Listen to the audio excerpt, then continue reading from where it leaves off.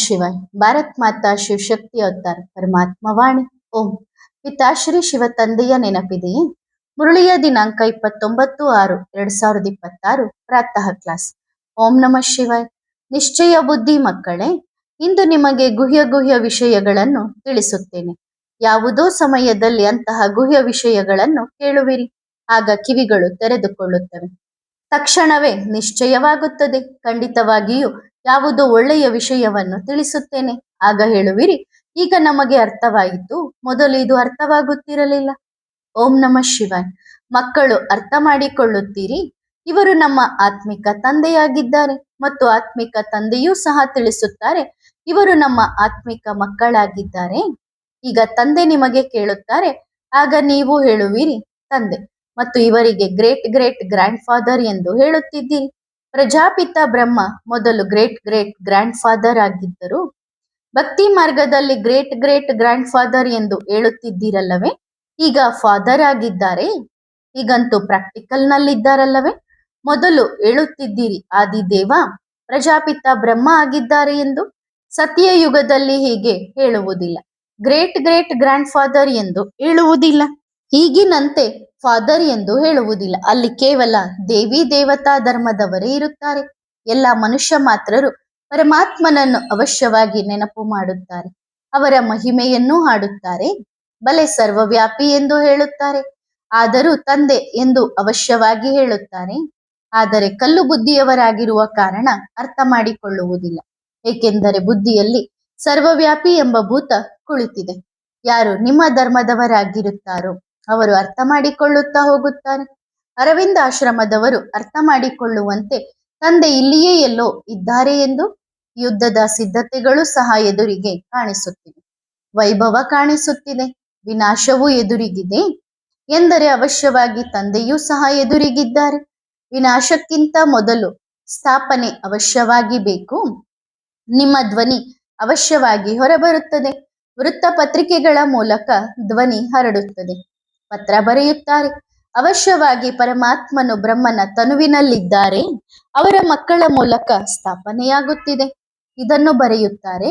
ಆದರೆ ತಡವಾಗಿ ತಂದೆ ಇಲ್ಲಿದ್ದಾರೆ ಎಂದು ಅರ್ಥವಾಗುತ್ತದೆ, ತಿಳಿದುಕೊಳ್ಳುತ್ತಾರೆ. ಕಣ್ಣಿಗೆ ಯಾವುದೇ ವಸ್ತು ಕಾಣಿಸುವುದಿಲ್ಲ, ಆದರೆ ತಿಳಿದುಕೊಳ್ಳುವುದು ಅವಶ್ಯವಾಗಿ. ನೀವು ಬರೆಯುತ್ತೀರಿ ಲೌಕಿಕ ತಂದೆ, ಪಾರಲೌಕಿಕ ತಂದೆ ಮತ್ತು ಅಲೌಕಿಕ ತಂದೆ. ಚಿತ್ರವನ್ನು ಹಾಕುತ್ತೀರಿ. ಬ್ರಹ್ಮನ ಮೂಲಕ ಸ್ಥಾಪನೆ ಎಂದು ಬರೆಯಲಾಗಿದೆ. ಸ್ಥಾಪನೆಯಾಗುತ್ತಿದೆ ಎಂದರೆ ಅವಶ್ಯವಾಗಿ ವಿನಾಶವೂ ಆಗುತ್ತದೆ. ಕೊನೆಯಲ್ಲಿ ಈ ವಿಷಯಗಳ ಬಗ್ಗೆ ಸಂಪೂರ್ಣ ಬಹಿರಂಗ ಆಗುತ್ತದೆ, ಅಂದರೆ ರಹಸ್ಯಗಳ ಉದ್ಘಾಟನೆಯಾಗುತ್ತದೆ.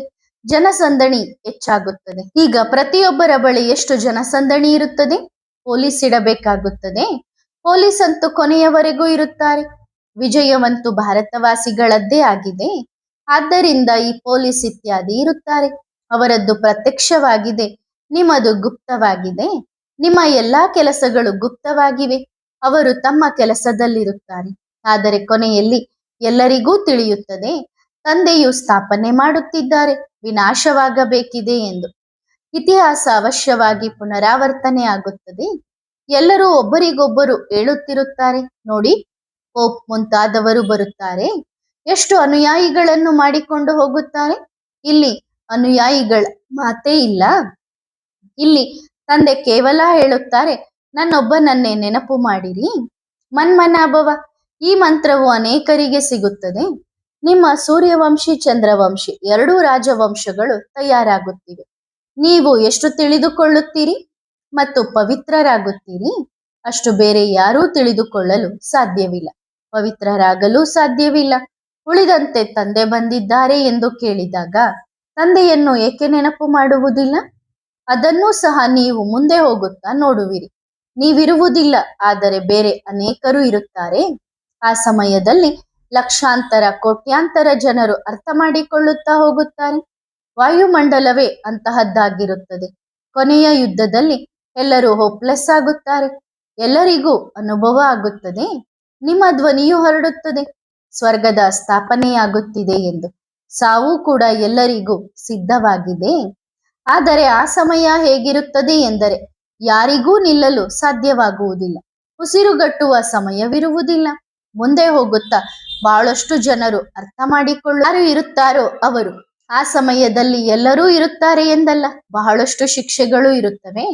ಕೆಲವರು ಸತ್ತು ಹೋಗುತ್ತಾರೆ. ಕಲ್ಪಕಲ್ಪದಂತೆ ಏನಾಗಬೇಕು ಅದೇ ಆಗುತ್ತದೆ. ಆ ಸಮಯದಲ್ಲಿ ಎಲ್ಲವನ್ನೂ ಮರೆತು ಒಬ್ಬ ತಂದೆಯ ನೆನಪಿನಲ್ಲಿರುತ್ತಾರೆ. ಶಬ್ದವು ಕಡಿಮೆಯಾಗುತ್ತದೆ. ನಂತರ ತಮ್ಮನ್ನು ಆತ್ಮ ಎಂದು ತಿಳಿದು ತಂದೆಯನ್ನು ನೆನಪು ಮಾಡಲು ಪ್ರಾರಂಭಿಸುತ್ತಾರೆ. ನೀವೆಲ್ಲರೂ ಸಾಕ್ಷಿಯಾಗಿ ನೋಡುವಿರಿ. ಬಹಳಷ್ಟು ದಯಾನೀಯ ಘಟನೆಗಳು ನಡೆಯುತ್ತಿರುತ್ತವೆ. ಮಧ್ಯದಲ್ಲಿ ಎಲ್ಲರಿಗೂ ತಿಳಿಯುತ್ತದೆ ವಿನಾಶವಾಗಬೇಕಿದೆ, ಪ್ರಪಂಚ ಬದಲಾಗಬೇಕಿದೆ ಎಂದು. ನಂತರ ಶಾಂತರಾಗುತ್ತಾರೆ. ವಿವೇಕವೂ ಹೇಳುತ್ತದೆ ಬಾಂಬ್ಸ್ಗಳು ಬಿದ್ದಾಗ ವಿನಾಶವಾಗುತ್ತದೆ ಎಂದು. ಈಗ ಪರಸ್ಪರ ಹೇಳುತ್ತಿರುತ್ತಾರೆ, ಕಂಡೀಷನ್ಸ್ ಮಾಡಿ, ಅಂದ್ರೆ ಷರತ್ತುಗಳನ್ನು ಹಾಕಿ ವಚನ ಕೊಡಿ, ನಾವು ಬಾಂಬ್ ಬಿಡುವುದಿಲ್ಲ ಎಂದು. ಇವೆಲ್ಲವೂ ವಿನಾಶಕ್ಕಾಗಿಯೇ ತಯಾರಾಗಿವೆ. ಆದ್ದರಿಂದ ಮಕ್ಕಳಾದ ನಿಮಗೆ ತುಂಬಾ ಖುಷಿ ಇರಬೇಕು. ಹೊಸ ಪ್ರಪಂಚ ತಯಾರಾಗುತ್ತಿದೆ ಎಂದು ನೀವು ತಿಳಿದಿದ್ದೀರಿ. ತಂದೆಯೇ ಹೊಸ ಪ್ರಪಂಚವನ್ನು ಸ್ಥಾಪನೆ ಮಾಡುತ್ತಾರೆ ಎಂದು ಅರ್ಥ ಮಾಡಿಕೊಂಡಿದ್ದೀರಿ. ಅಲ್ಲಿ ದುಃಖದ ಹೆಸರೇ ಇರುವುದಿಲ್ಲ, ಅದರ ಹೆಸರೇ ಸ್ವರ್ಗ. ನಿಮಗೆ ನಿಶ್ಚಯವಿರುವಂತೆ ಮುಂದೆ ಹೋಗುತ್ತಾ ಅನೇಕರಿಗೆ ಆಗುತ್ತದೆ. ಯಾರಿಗೆ ಅನುಭವ ಪಡೆಯಬೇಕಿದೆಯೋ ಅವರು ಮುಂದೆ ಪಡೆಯುತ್ತಾರೆ. ಕೊನೆಯ ಸಮಯದಲ್ಲಿ ನೆನಪಿನ ಯಾತ್ರೆಯು ಅವಶ್ಯವಾಗಿ ಇರಬೇಕು. ಈಗಂತೂ ಬಹಳ ಸಮಯವಿದೆ. ವಿನಾಶವು ಈಗಲೇ ಆಗುವುದು ಬೇಡ. ಪುರುಷಾರ್ಥ ಪೂರ್ಣಗೊಳಿಸದಿದ್ದರೆ ಪದವಿ ಕಡಿಮೆಯಾಗುತ್ತದೆ. ಪುರುಷಾರ್ಥ ಮಾಡುವುದರಿಂದ ಪದವಿಯು ಒಳ್ಳೆಯದ್ದು ಸಿಗುತ್ತದೆ. ಆ ಸಮಯದಲ್ಲಿ ನಿಮ್ಮ ಸ್ಥಿತಿಯು ತುಂಬಾ ಚೆನ್ನಾಗಿರುತ್ತದೆ. ಸಾಕ್ಷಾತ್ಕಾರವನ್ನು ಮಾಡಿಕೊಳ್ಳುವಿರಿ. ಕಲ್ಪಕಲ್ಪದಂತೆ ಹೇಗೆ ವಿನಾಶವಾಗಿದೆಯೋ ಹಾಗೆಯೇ ಆಗುತ್ತದೆ. ಯಾರಲ್ಲಿ ನಿಶ್ಚಯವಿರುತ್ತದೆಯೋ, ಜ್ಞಾನದ ಚಕ್ರದ ಜ್ಞಾನವಿರುತ್ತದೆಯೋ ಅವರು ಖುಷಿಯಲ್ಲಿರುತ್ತಾರೆ. ಆಗಲೇ ಗಾಯನವಿದೆ. ಅತೀಂದ್ರಿಯ ಸುಖವನ್ನು ಕೇಳಬೇಕೆಂದರೆ ಇದು ಕೊನೆಯ ಮಾತಾಗಿದೆ. ಪ್ರಾಕೃತಿಕ ವಿಕೋಪಗಳು ಕೂಡ ಸಂಭವಿಸುತ್ತವೆ. ಅನುಭವ ಬರುತ್ತದೆ. ನೀವು ಹೇಳುವಿರಿ, ಈಗ ನಾವು ಸ್ವರ್ಗದ ಕಡೆಗೆ ಹೋಗುತ್ತಿದ್ದೇವೆ ಎಂದು. ಅಲ್ಲಿ ಯಾವುದೇ ದುಃಖವಿರುವುದಿಲ್ಲ. ಗಾಯನವೂ ಇದೆಯಲ್ಲವೇ? ಸಿಂಹ ಮತ್ತು ಹಸು ಒಂದೇ ಕೆರೆಯಲ್ಲಿ ನೀರು ಕುಡಿಯುತ್ತವೆ ಎಂದು ಇದೊಂದು ಉದಾಹರಣೆಯಾಗಿದೆ. ಉಳಿದಂತೆ ಅಲ್ಲಿ ಅಂತಹ ಪ್ರಾಣಿಗಳು ಇರುವುದಿಲ್ಲ.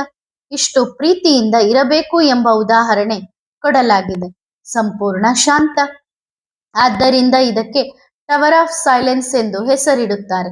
ಟವರ್ ಆಫ್ ಸೈಲೆನ್ಸ್ಗೆ ಹೋಗುತ್ತಿದ್ದೇವೆ, ನಂತರ ಟವರ್ ಆಫ್ ಸುಖಕ್ಕೆ ಬರುತ್ತೇವೆ. ಶಾಂತಿಧಾಮ, ಸುಖಧಾಮ ಎರಡು ಟವರ್ಗಳಾಗಿವೆ.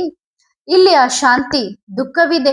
ಆದ್ದರಿಂದ ಇದನ್ನು ನರಕ ಎಂದು ಕರೆಯಲಾಗುತ್ತದೆ.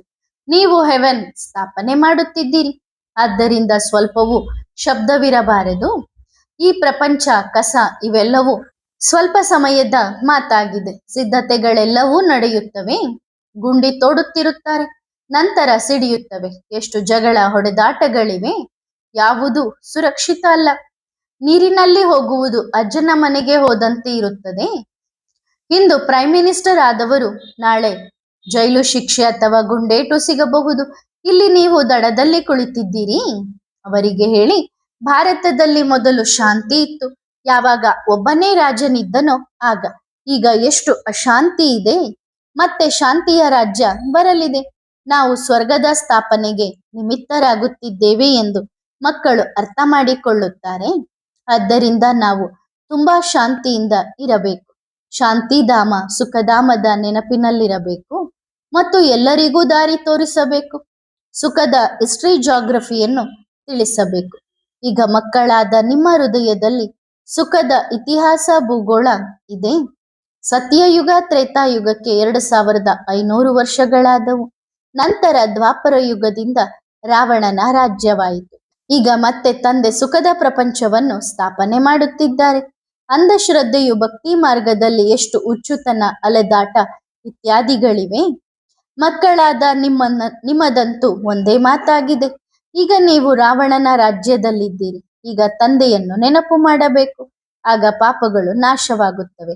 ಪಾಪಾತ್ಮರಿಂದ ಪುಣ್ಯಾತ್ಮರಾಗಬೇಕು. ನಂತರ ಪಾಪಾತ್ಮರು ಇರುವುದಿಲ್ಲ. ಸಂಗಮಯುಗಿ ಬ್ರಾಹ್ಮಣರಾದ ನಿಮ್ಮ ಹೆಸರು ಇಡೀ ಪ್ರಪಂಚದಲ್ಲಿ ಪ್ರತ್ಯಕ್ಷವಾಗುತ್ತದೆ.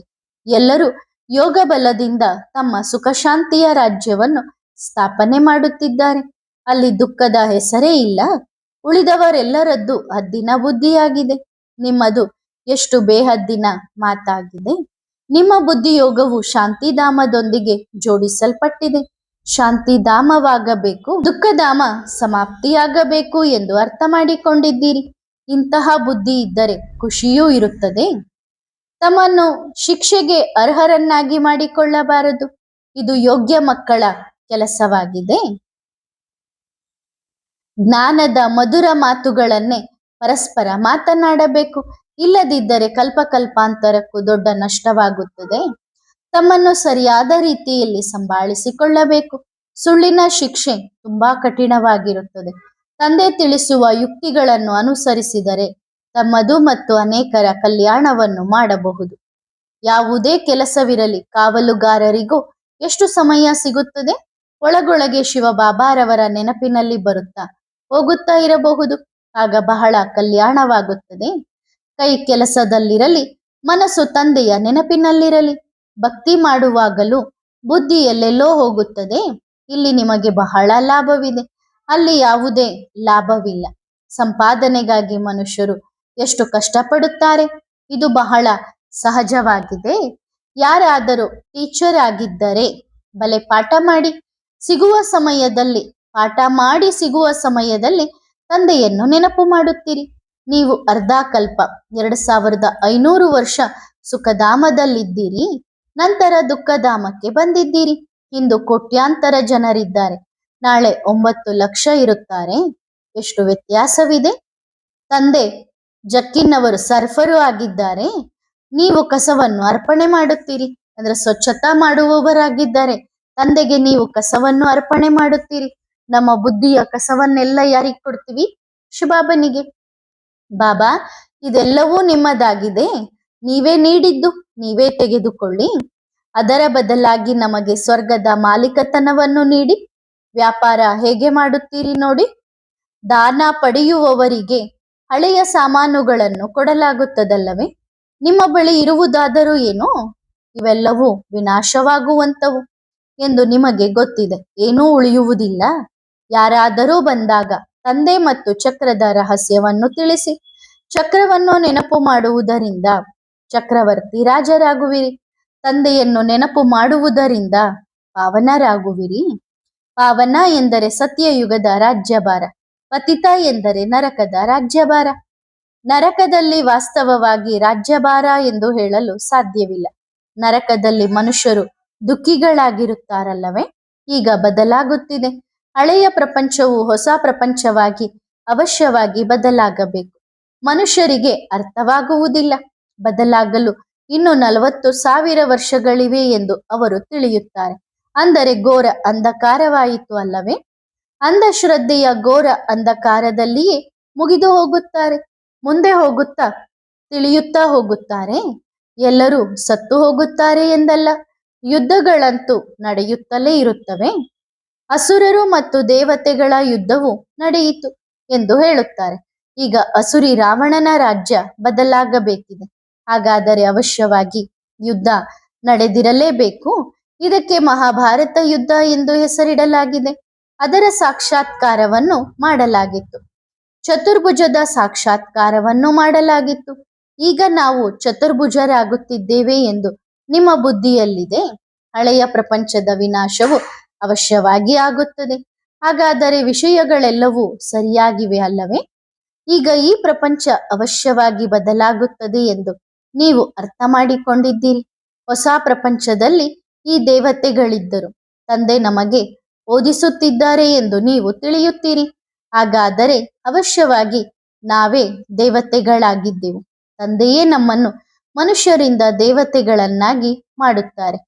84 ಜನ್ಮಗಳನ್ನು ನಾವೇ ಪಡೆದಿದ್ದೇವೆ. ಮುಂದೆ ಹೋಗುತ್ತಾ ಬಹಳಷ್ಟು ಜನರು ಈ ವಿಷಯಗಳನ್ನು ನಂಬುತ್ತಾರೆ. ದೇವಿ ದೇವತಾ ಧರ್ಮದವರೇ 84 ಜನ್ಮಗಳನ್ನು ಪಡೆಯುತ್ತಾರೆ ಮತ್ತು ಉಳಿದವರು ಕಡಿಮೆ ಎಂದು ಅರ್ಥ ಮಾಡಿಕೊಳ್ಳುತ್ತಾರೆ. ಎಲ್ಲರೂ 84 ಜನ್ಮಗಳನ್ನು ಹೇಗೆ ಪಡೆಯುತ್ತಾರೆ? ಮುಂದೆ ಹೋಗುತ್ತಾ ನೀವು ಬಹಳ ಬುದ್ಧಿವಂತರಾಗುತ್ತೀರಿ. ಅದಕ್ಕಾಗಿಯೇ ಈ ಮ್ಯೂಸಿಯಂ ಇತ್ಯಾದಿಗಳನ್ನು ತೆರೆಯುತ್ತಾ ಹೋಗುತ್ತಿದ್ದೀರಿ. ಇದರಿಂದ ವಿಹಂಗಮ ಮಾರ್ಗದ ಸೇವೆಯಾಗಲಿ. ವಿಹಂಗಮ ಮಾರ್ಗ ಮತ್ತು ಇರುವೆ ಮಾರ್ಗ ಎಂಬ ಹೆಸರುಗಳು ಈಗಿನವೇ ಆಗಿವೆ. ಕೆಲವು ಮಕ್ಕಳು ವಿಹಂಗಮ ಮಾರ್ಗದಿಂದ ಓದುತ್ತಾರೆ, ಇನ್ನು ಕೆಲವರು ಇರುವೆ ಮಾರ್ಗದಂತೆ ಓದುತ್ತಾರೆ. ಆದ್ದರಿಂದ ಮೇಲೇರಲು ಸಾಧ್ಯವಾಗುವುದಿಲ್ಲ. ವಿಹಂಗಮ ಮಾರ್ಗದವರು ಸರಿಯಾದ ರೀತಿಯಲ್ಲಿ ಓದುತ್ತಾರೆ, ಅನೇಕರಿಗೆ ತಿಳಿಸುತ್ತಾರೆ. ಇರುವೆ ಮಾರ್ಗದವರು ತಿಳಿಸಲು ಸಾಧ್ಯವಿಲ್ಲ. ನಂಬರ್ ವಾರ್ ಪುರುಷಾರ್ಥದ ಅನುಸಾರವಾಗಿದೆ ಅಲ್ಲವೇ? ಎಲ್ಲರೂ ಒಬ್ಬರಿಗೊಬ್ಬರು ತಿಳಿದಿದ್ದಾರೆ. ವಿದ್ಯಾರ್ಥಿಗೆ ಶಿಕ್ಷಣವಿಲ್ಲದೆ ಎಂದಿಗೂ ಸುಖ ಸಿಗುವುದಿಲ್ಲ. ಓದುತ್ತಲೇ ಇರುತ್ತಾರೆ. ತಂದೆಯೂ ಹೇಳುತ್ತಾರೆ, ಇಂದು ನಿಮಗೆ ಗುಹ್ಯ ವಿಷಯಗಳನ್ನು ತಿಳಿಸುತ್ತೇನೆ. ಯಾವುದೋ ಸಮಯದಲ್ಲಿ ಅಂತಹ ಗುಹ್ಯ ವಿಷಯಗಳನ್ನು ಕೇಳುವಿರಿ. ಆಗ ನಿಮ್ಮ ಕಿವಿಗಳು ತೆರೆದುಕೊಳ್ಳುತ್ತವೆ. ತಕ್ಷಣವೇ ನಿಶ್ಚಯವಾಗುತ್ತದೆ. ಅವಶ್ಯವಾಗಿ ಯಾವುದೋ ಒಳ್ಳೆಯ ವಿಷಯವನ್ನು ತಿಳಿಸುತ್ತೇನೆ. ಆಗ ಹೇಳುವಿರಿ, ಈಗ ನಮಗೆ ಅರ್ಥವಾಯಿತು. ಮೊದಲು ಇದು ಅರ್ಥವಾಗುತ್ತಿರಲಿಲ್ಲ, ಈಗ ಅರ್ಥವಾಯಿತು. ಈ ಶಿಕ್ಷಣ ಎಂತಹದ್ದೆಂದರೆ ಇದರಿಂದ ಮನುಷ್ಯರ ಸಂಶಯಗಳು ದೂರವಾಗುತ್ತವೆ. ನಂತರ ಅವರು ಕುಳಿತು ತಮ್ಮ ಅನುಭವವನ್ನು ತಿಳಿಸುತ್ತಾರೆ. ಅವಶ್ಯವಾಗಿ ನಾವು ಇಂತಹ ಮುರುಳಿಯನ್ನು ಕೇಳಿದೆವು. ಈ ಪಾಯಿಂಟ್ಸ್ನಿಂದ ನಮಗೆ ಒಳ್ಳೆಯ ನಿಶ್ಚಯವಾಯಿತು ಎಂದು. ಕಲ್ಪದಂತೆ ಹೇಗೆ ನಡೆಯಬೇಕು ಹಾಗೆಯೇ ನಡೆಯುತ್ತದೆ. ಎಷ್ಟೊಂದು ಮಕ್ಕಳು ಹೀಗೆಯೇ ಹೇಳುತ್ತಾರೆ, ಕಲ್ಪದ ಹಿಂದಿನಂತೆ ಈಗ ನಿಶ್ಚಯ ಬುದ್ಧಿಯವರಾಗಿದ್ದೇವೆ ಎಂದು. ಅವಶ್ಯವಾಗಿ ಭಗವಂತನಿಲ್ಲದೆ ಈ ಜ್ಞಾನ, ರಚಯಿತ ಮತ್ತು ರಚನೆಯ ಆದಿ ಮಧ್ಯ ಅಂತ್ಯದ ಬಗ್ಗೆ ಯಾರೂ ತಿಳಿಸಲು ಸಾಧ್ಯವಿಲ್ಲ. ಭಗವಂತನಿಲ್ಲದೆ ಈ ಚಿತ್ರಗಳನ್ನು ಯಾರೂ ತಯಾರಿಸಲು ಸಾಧ್ಯವಿಲ್ಲ. ಮೊದಲು ಈ ಚಿತ್ರಗಳಿದ್ದವೆ. ತ್ರಿಮೂರ್ತಿಯ ಮೇಲೆ ಎಂದಾದರೂ ಶಿವಬಾಬಾರವರ ಚಿತ್ರವನ್ನು ನೋಡಿದ್ದೀರಾ? ಈಗ ಅರ್ಥ ಮಾಡಿಕೊಳ್ಳುತ್ತೀರಿ ಇದು ಯಥಾರ್ಥ ಚಿತ್ರವಾಗಿದೆ ಎಂದು. ಮೊದಲು ನಾವು ಸಹ ಅಯಥಾರ್ಥವಾಗಿದ್ದೆವು. ತಂದೆಯನ್ನು ಸರ್ವವ್ಯಾಪಿ ಎಂದು ಹೇಳಿದ್ದೆವು. ಉಳಿದಂತೆ ಎಲ್ಲಾ ಚಿತ್ರಗಳನ್ನು ಇಟ್ಟಿದ್ದೆವು. ಈಗ ಜ್ಞಾನವಂತೂ ಬಹಳಷ್ಟು ಸಿಗುತ್ತಿದೆ. ಮೂಲ ವಿಷಯವೆಂದರೆ ಬೀಜ ಮತ್ತು ವೃಕ್ಷ. ಇಡೀ 84 ಜನ್ಮಗಳ ಚಕ್ರ ನೆನಪಿರುತ್ತದೆ. ಉಳಿದಂತೆ ಇಷ್ಟೊಂದು ವಿವರಗಳನ್ನು ಕೇಳಿದ್ದೀರಿ. ಅದನ್ನು ಯಾರಿಗೆ ತಿಳಿಸಲು ಸಾಧ್ಯ? ಇಂತಹ ಶಿಕ್ಷಣ ಎಲ್ಲಾದರೂ ಇರುತ್ತದೆಯೇ?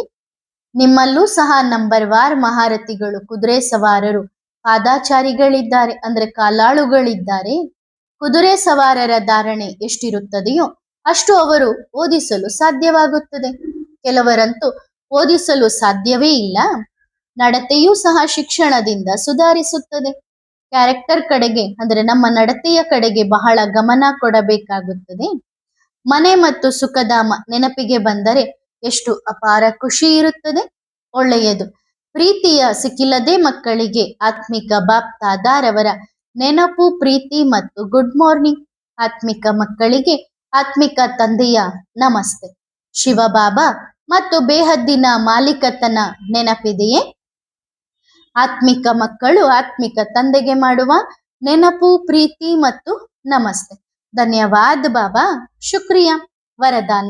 ಲೈಟ್ ಹೌಸ್ ಬಾಬಾ ತಮ್ಮನ್ನು ಪರಮಧಾಮ ನಿವಾಸಿ ಎಂದು ತಿಳಿದು ನಡೆಯುತ್ತಿದ್ದೀರಾ? ನಾನು ಆತ್ಮ ಪರಮಧಾಮದಿಂದ ವಿಶ್ವ ಕಲ್ಯಾಣದ ಕರ್ತವ್ಯಕ್ಕಾಗಿ ಅವತರಿಸಿದ್ದೇನೆ ಎಂಬ ಅನುಭವ ಸದಾ ಇರಲಿ.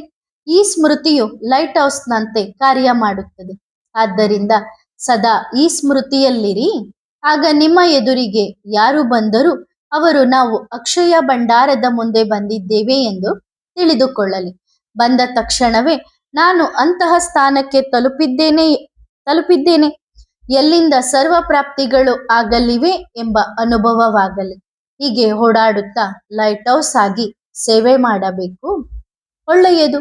ಓಂ ನಮಃ ಶಿವಾಯ.